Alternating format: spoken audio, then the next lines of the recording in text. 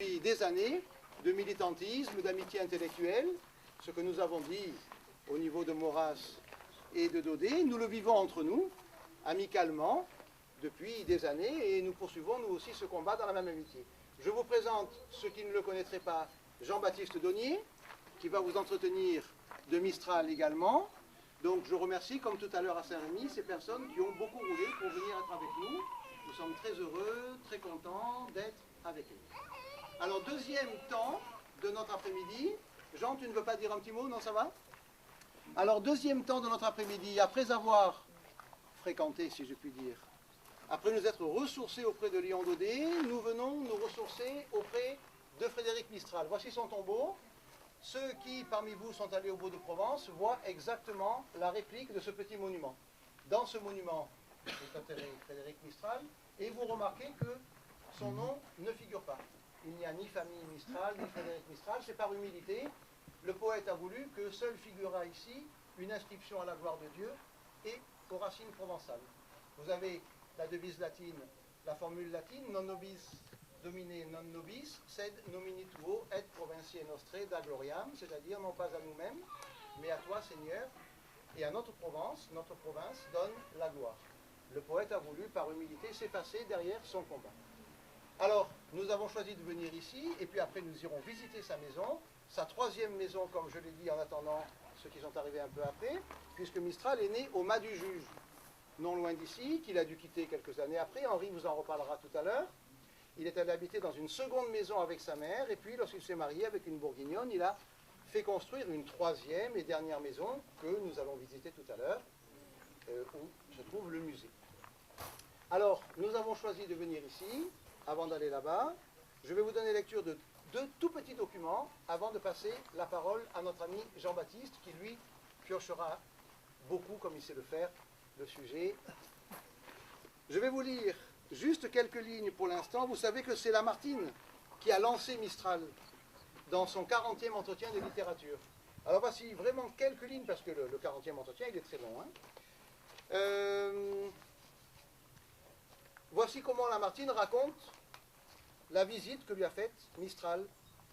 Sa physionomie, simple, modeste et douce, n'avait rien de cette tension orgueilleuse des traits ou de cette évaporation des yeux qui caractérise trop souvent ces hommes de vanité, plus que de génie, qu'on appelle les poètes populaires. Ce que la nature lui a donné, on le possède sans prétention et sans jactance. Le jeune Provençal était à l'aise dans son talent, comme dans ses habits.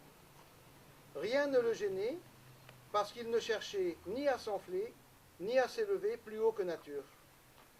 La parfaite convenance, cet instinct de justesse dans toutes les conditions, qui donne au berger comme au roi la même dignité et la même grâce d'attitude ou d'accent, gouvernait toute sa personne.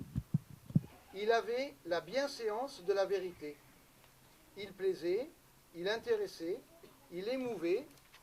On sentait dans sa mâle beauté le fils d'une de ces belles arlésiennes, statue vivante de la Grèce, qui palpite dans notre midi.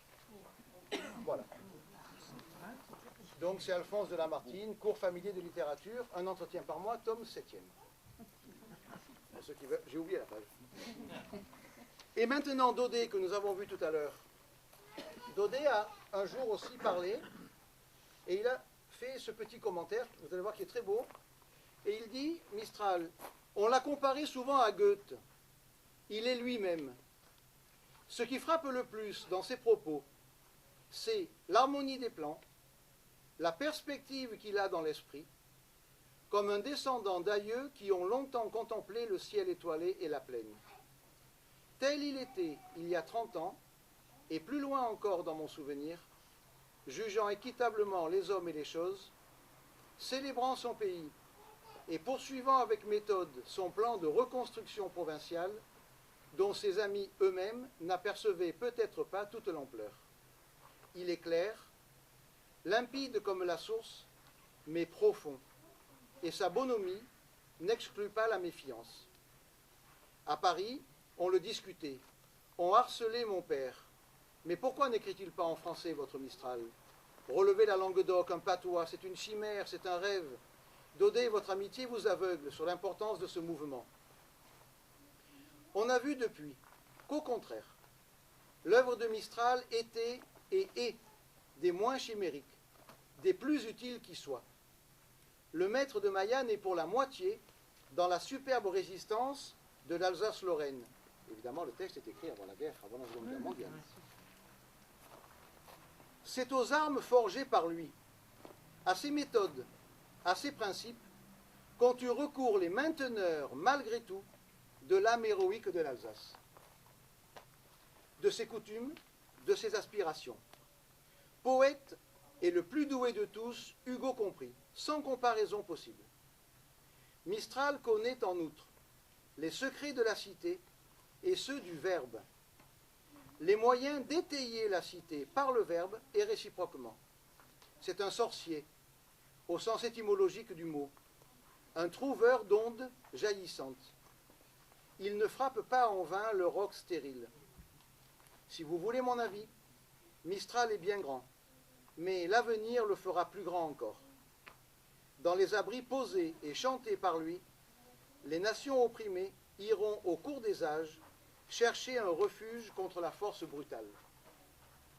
Dictionnaire, poèmes, drames, propagande, fêtes commémoratives, costumes, allocutions, exemples de la longue vie passée au même endroit, tombeaux, tout cela se complète et défie le temps et l'oubli.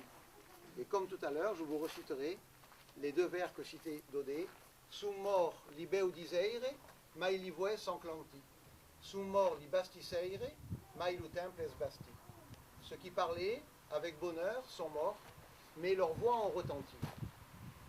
Les bâtisseurs sont morts, mais le temple est bâti. Je vous remercie. Et maintenant, Jean-Baptiste, si tu veux bien, tu vas nous éclairer sur le sens profond de l'œuvre de Mistral. Merci Jean-Baptiste. Merci François, mesdames, mesdemoiselles, messieurs, chers amis. Je dois commencer ces quelques mots par un double regret pour lequel je requiers votre indulgence. Le premier, c'est de ne pas m'exprimer dans la langue de Mistral. Le second, c'est de ne pas être comme Monsieur de La Fontaine et de ne pas faire des vers comme un pommier fait des pommes, car j'aurais voulu ce soir, devant le tombeau de Mistral, vous conter un petit apologue, un apologue qui n'existe pas, celui de la cigale et du grillon, en m'inspirant d'un poème, d'un court poème de Mistral dans les îles d'Or, Les Grillons. Et dans ce poème, Mistral nous transporte dans la nuit provençale, la nuit quand se tait le babil des bourdons et des abeilles, dit-il, quand cesse la vaine agitation, autrement dit, s'élève le chant des grillons, et la lune, enfilant ses rayons, écoute leur petite chanson. Cette petite chanson des grillons, cette canzunetto, c'est celle que Mistral donne à entendre. C'est le chant poétique de sa Provence. Ce n'est pas un chant de plein soleil, qui serait, toujours pour reprendre les termes du poème, enterré par le bruit et l'agitation, la clameur et le fracas des jours de tempête qu'il évoque dans son poème dédié au poète catalan. Et ce chant, eh bien, même s'il pouvait monter dans l'air en plein jour, mettrait les pauvres grillons en grand danger d'être mangés par les oiseaux. Ce chant des grillons, ce chant de la Provence mistralienne, eh bien, est un chant de la nuit. Mais ce n'est pas un chant funèbre, loin de là. C'est au contraire un chant qui fait entendre dans la nuit comme un écho du jour passé, celui qui se prolonge jusqu'au vêpres du laboureur que chantent les grillons. Ce jour n'est pas celui rempli des vains bourdons, d'abeilles et de fourmis laborieuses, ou encore d'oiseaux voraces. Le jour que prolonge et annonce le chant du laboureur et le chant des grillons est le grand jour inondé du chant des cigales, l'insecte royal mystérieusement absent du poème de Mistral. Oui, les grillons se font entendre la nuit, lorsqu'a cessé de chanter, la dernière cigale. Et c'est pourtant bien le chant de la cigale que prolonge et fait espérer celui du grillon. Ne peut-on pas voir dans ce court poème des îles d'or comme un apologue, justement, ou peut-être même une clé de l'œuvre et du projet poétique du Mayanin? Frédéric Mistral est né, vous vous en souvenez, le 8 septembre 1830, c'est-à-dire à l'instant précis, quasiment quelques semaines près, où la France venait de perdre son roi légitime.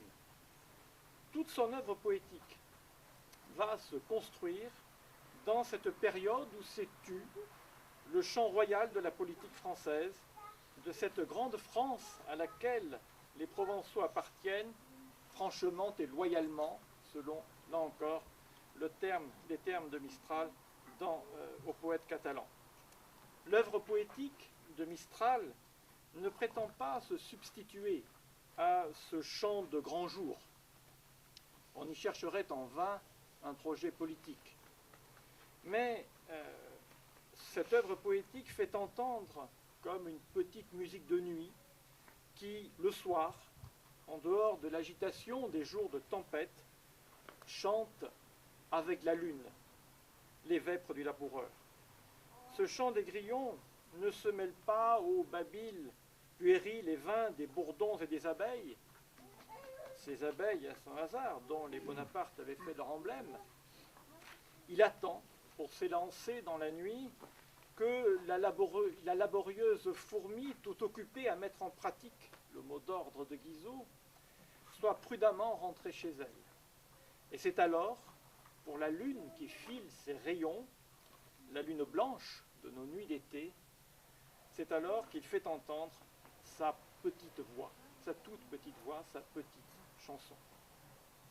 Eh bien, puissions-nous, nous aussi, dans la nuit obscure des jours de tempête qui se prolongent, cependant éclairés par l'astre qui réfléchit les rayons du soleil, en filant les rayons d'une espérance politique, écouter cette petite voix des grillons de notre Provence qui annonce obstinément le chant royal de la cigale.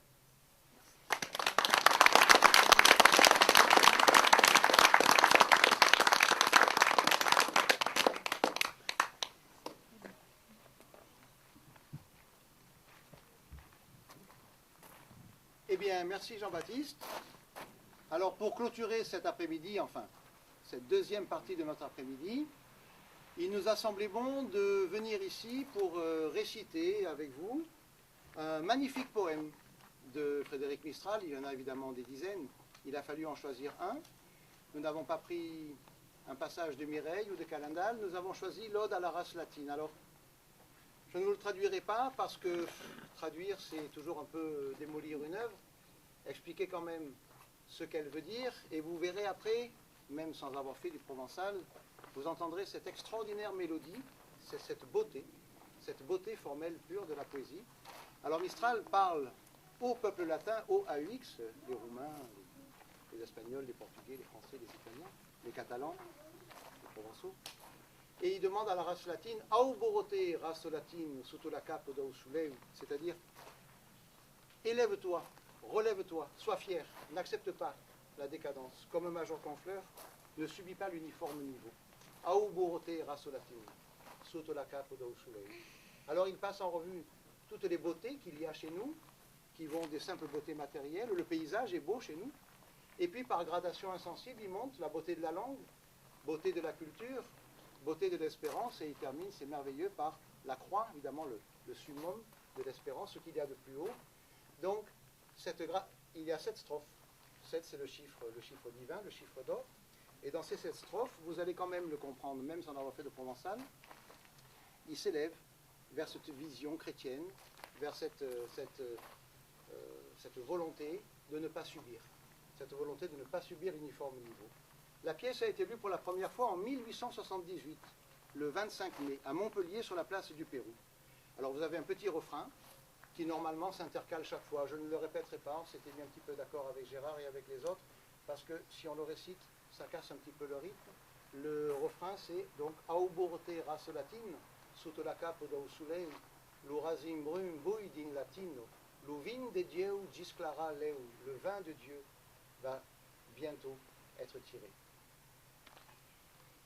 E metum peu que se desnus a l'auro santo do tabor, tu sies la race luminuso, que vieu de gioio e d'estrambor.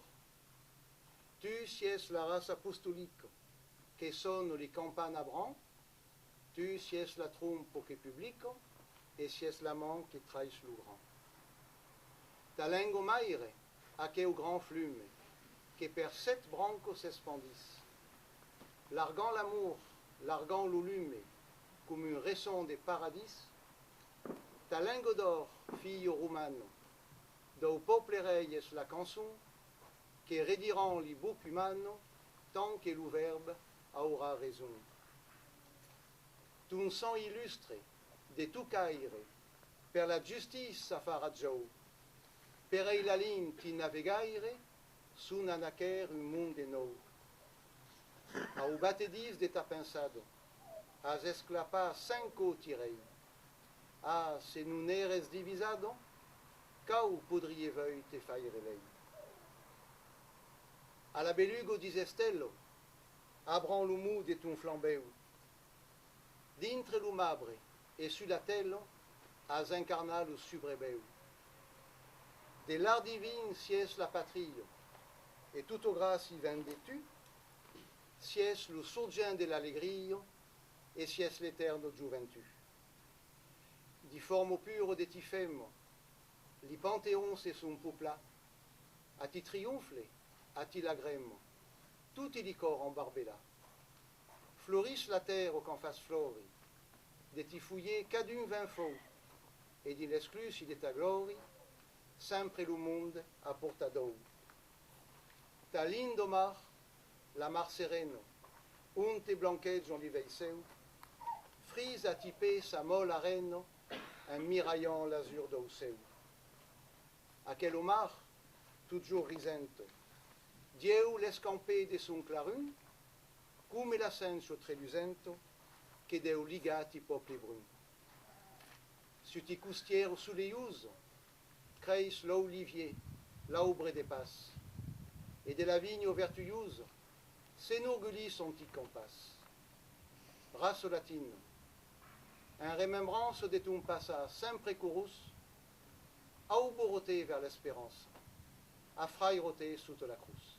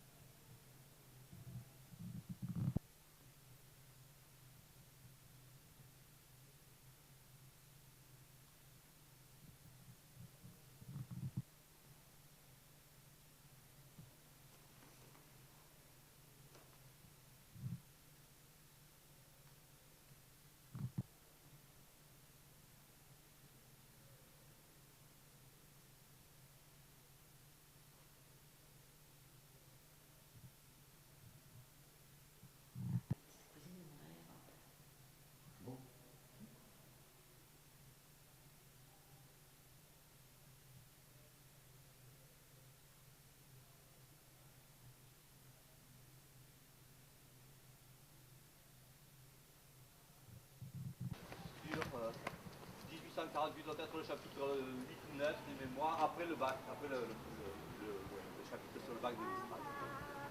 Voilà. Bon, c'était bien finalement cette journée. C'était bien, hein. Les gens, ils ont du mérite quand même. Venir en Mayenne, ça répond. Oui, c'est bien. On avait plus de temps pour Disney que l'année dernière au club. C'était curieux, moi j'aurais cru l'inverse. Non, parce que c'est nouveau. Oui, oui. C'est très bon là. C'est une pâte avec de l'huile d'olive, avec du basilic, il peut y avoir du fromage. Allez. C'est un peu dur quand même.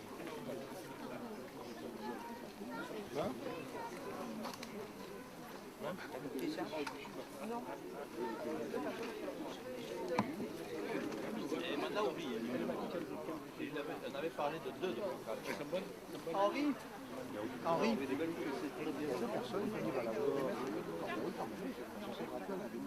Si quelqu'un veut faire un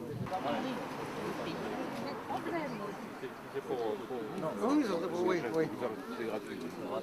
Ce qui nous a ici, c'est réinstallé dans son masse robot.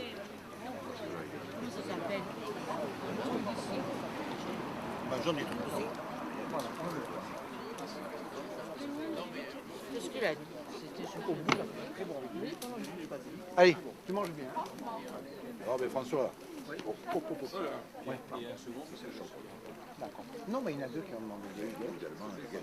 Il ne faut jamais clôturer, il faut Ça ouvrir. fait un peu vaché. Hein, Vrai, voilà. c'est vrai. Bon, mais donc pour clôturer la journée, je voudrais remercier bien, à tout seigneur, tout honneur, François Davin, qui a été l'organisateur, mais avec le président Gugliotta, le docteur Gugliotta, mon ami Jean, Gérard Paul, Jean-Louis Weber, enfin je ne sais plus, puis les orateurs, Jean-Baptiste Denier qui est là.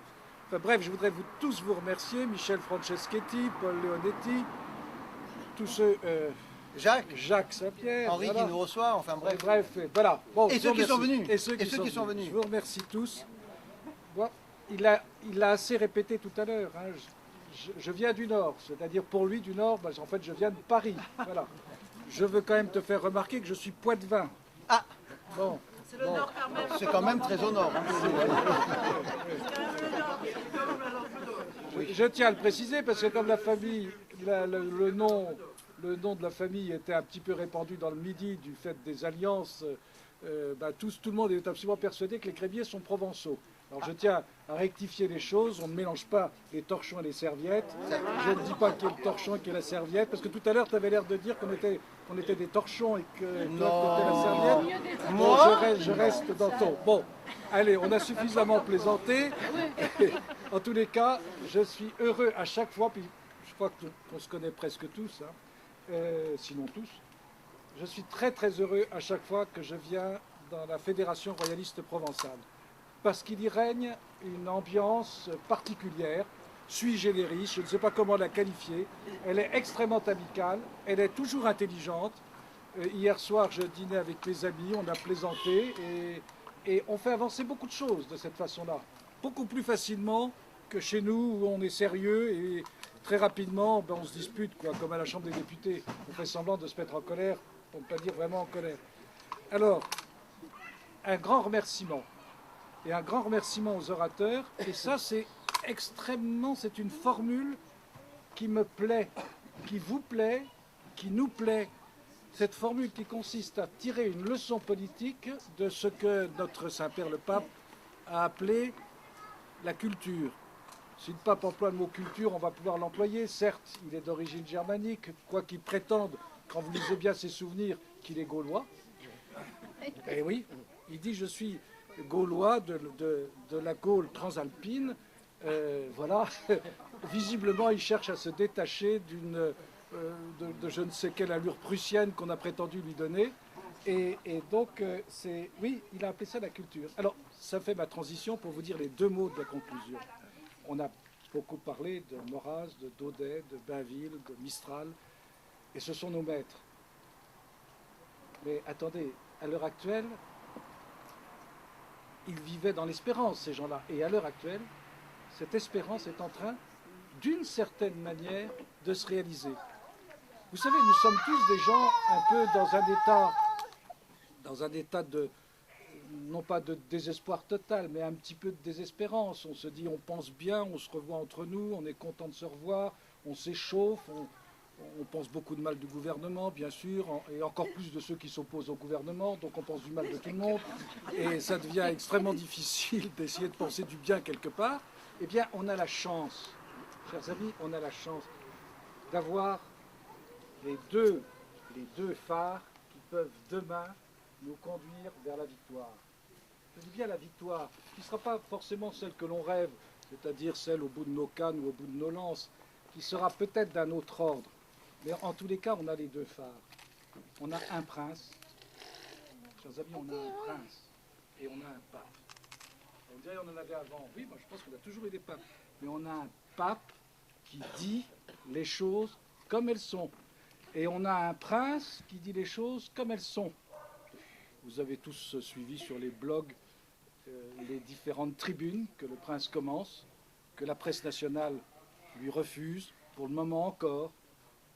Ce prince était aux Bernardins, il était aux Invalides, il s'appelle Jean de France. Vous savez que moi je travaille pour Vendôme. S'il n'y avait pas Vendôme, je ne ferais rien, et je pense que nos amis de la FRP non plus ne feraient rien. Vendôme, il est là, il parle. Ça fait plus de 5 ans qu'il parle, et en termes de plus en plus clairs. Ces messages, vous les avez, puisque vous faites partie de nos réseaux, donc vous les connaissez. On ne regrette qu'une chose, c'est qu'ils ne soient pas connus sur le plan national. Mais un tout petit fait. Nous étions, ou plus exactement, il était, et nous avons eu le privilège de l'accompagner, Jean Gugliotta et moi-même, au Québec, pour le 400e anniversaire de la fondation de Québec. C'est quelque chose de très symbolique. Il était l'invité officiel du gouvernement québécois. Le gouvernement français ne répondait pas aux invitations du gouvernement québécois, mais le prince Jean répondait à l'invitation et donc nous l'avions accompagné. Ce qui lui a permis de rencontrer des ministres, il a été admirablement reçu. Alors je vous donne un tout petit fait. Il a rencontré le cardinal Ouellet, cardinal de Québec, qui est un homme qui reprend les choses en main depuis 3 ans, car le Québec c'est encore pire que la France. Je ne vous fais pas le tableau de la France, vous le connaissez. Mais bon, on a quand même quelques chances, parce que depuis quelque temps, il y a quelques évêques qui sont nommés. Ils sont d'ailleurs abonnés à Politique Magazine. Je viens de faire une confidence, vous gardez ça pour vous. Mais c'est vrai, les bons évêques de France sont abonnés à Politique Magazine, abonnés payants. Ça veut dire qu'ils tiennent à faire leur chèque. Et il y en avait un qui est arrivé encore hier. C'était mon bonheur dans le train, de dire, tiens, encore celui-là. Bon, et alors, le cardinal Ouellet reprend les choses en main. Vous savez ce qu'il a fait pour le 400e anniversaire? Avant le 400e anniversaire, il a organisé le congrès eucharistique mondial à Québec. Le Québec était tombé très bas. Il a organisé un congrès d'une haute tenue. Et il a organisé lui-même la procession à travers la vieille ville de Québec. Et il s'est arrangé pour que le Premier ministre du Québec et le gouvernement québécois soient là. Donc, ils étaient là, derrière, et ils processionnaient derrière le cardinal et derrière le Saint-Sacrement. Le cardinal a reçu le prince, c'était prévu pour 20 minutes, il l'a reçu pendant 2 heures. Ils se sont entendus sur toute la ligne. Le cardinal Ouellet fait partie de ces cardinaux amis de Ratzinger. C'est vous dire ce qu'il pense. Évidemment, il a tenu à recevoir en grande tenue, le prince. Il sait. Et le lendemain, il y avait cette journée de la cérémonie du 400e anniversaire. Il y avait là M. Raffarin, il y avait M. Fillon, il y avait Ségolène, pas besoin de la nommer, puisqu'elle est royale. Donc Ségolène, et puis Huchon, et puis tous les autres, il y avait Juppé. Et les cérémonies commençaient par une grand-messe. Tous les évêques du Québec, et ils sont nombreux, étaient présents à cette messe d'ouverture. Il n'y avait pas un seul représentant du gouvernement français, la République française ne vivant encore à ce moment-là une laïcité négative. Il paraît que les choses ont changé, on va voir. Mais là, visiblement, c'était la laïcité négative, c'est-à-dire l'absence, la nullité, le zéro absolu. Qu'est-ce qui s'est passé? Le prince Jean a été mis au premier rang. Nous, très discrètement, avec Jean, on était là, on hésitait avec le protocole, qu'est-ce qu'on fait? On ne sait pas s'ils viennent pas. Donc on a commencé à placer le Prince-Jean au 2e rang, en se disant si jamais il y en a un, Raffarin qui vient, en principe, il est dans l'ordre de la souveraineté effective, donc on lui laisse la place. Eh bien, pas du tout. Il n'était pas là. Et donc le cardinal et le protocole ont fait savoir que le Prince-Jean prenait la première place. C'est pour vous dire, les choses avancent. Le Prince-Jean, et évidemment, à la sortie de la messe, le cardinal a salué la présence française. Donc il s'est dirigé vers le Prince-Jean de France, sous les crépitements des photographes. Et ensuite, il a fallu se rendre de la cathédrale, d'ailleurs sous une pluie battante, au monument de Champlain. Tous les autres messieurs arrivaient dans leur berline, puisqu'il pleuvait, et puis qui représentaient la République française. Quand on représente la République française, on arrive en berline. Et le prince de France représentait la France, donc il allait à pied. Et il a remonté l'avenue, qui était remplie de gens, parce que les gens venaient pour voir le défilé, les cérémonies. Et le Prince-Jean est donc celui qui, au nom de la France, a salué tous les Québécois qui se pressaient, qui étaient derrière les barrières. Et il y avait le maire de Montréal, M. Tremblay, qui est un homme absolument charmant, avec son grand parapluie, et qui annonçait aux Québécois « Je vous présente le prince Jean de France, duc de Vendôme », et nous on rajoutait derrière avec Jean, dauphin de France. Alors aussitôt les Québécois étaient là et tendaient leurs enfants comme on tend les enfants aux mains du pape. Voilà un événement. On souhaiterait que ça se passe en France. Ça se passe déjà au Québec, chers amis. Ça fait plaisir. Voilà, ça fait plaisir. 1 et 2 maintenant. Le pape. Vous l'avez écouté? Je ne sais pas s'il y a un homme, à l'heure actuelle, un homme politique aussi intelligent que notre pape. Parce qu'il est très rusé. Moi, je suis persuadé que le pape, le soir, il rit. Il rit, d'ailleurs, ça se voit sur son visage. Quand il part, il est content, il sourit. Parce que, écoutez, c'est formidable. Il a rencontré la République française. La République française est le modèle absolu de la perversité absolue, qui se garde bien de faire repentance de tous ces crimes absolus, et qui a donné l'image au monde de toute la perversité qui pouvait se faire. Le monde entier en revient progressivement, chacun fait pénitence de ses nombreux crimes, qui se sont tous commis à l'image du modèle de tous les crimes, qui était le crime de la Révolution française. Et le pape va à la rencontre de cette République française qui reste indécrottable apparemment, mais avec un président Sarkozy qui joue. Et alors c'est amusant parce qu'il s'est dit, mais qu'est-ce que je peux faire avec ça? Et donc le président Sarkozy, il avait la possibilité de faire un discours soit de retenue, de revenir sur son fameux discours du Latran, soit d'en remettre une couche. Et comme il est tout simplement un peu provocateur, et puis pour d'autres raisons que je crois savoir, il a choisi le discours dur, parce qu'il a toujours plusieurs discours à sa disposition, il a choisi le discours dur. Le discours dur était fait par les non-cathos, parce que les cathos qui étaient chargés du discours, avaient fait un discours mou, plutôt en retrait. Donc les gens politiques qui ont fait le discours ont fait un discours plutôt dur, on remet sur la laïcité positive. Alors je ne sais pas si vous avez remarqué le pape il était là, il regardait, puis il disait au petit Nicolas, mais viens petit Nicolas, viens, moi je ne bouge pas, je reste quoi? Eh bien je reste cet absolu dont toi tu n'es que le relatif. Si la France est quelque chose, c'est qu'elle est chrétienne. Alors tu commences à le reconnaître, c'est bien. Monsieur le Président, je ne peux que vous encourager à approfondir ce concept nouveau de laïcité positive. C'est d'une subtilité, c'est d'une intelligence. Voilà. Et quels sont les droits imprescriptibles et irréfragables de la personne humaine? Le droit de la vie, de la conception à la mort, le droit à l'éducation. Vous avez noté la petite note? Libre. Libre. Libre. Ça veut dire pas national, ça ne veut pas dire d'État. L'éducation libre. Le droit à l'éducation libre. Le droit au travail, le droit à la famille. Le droit à la famille.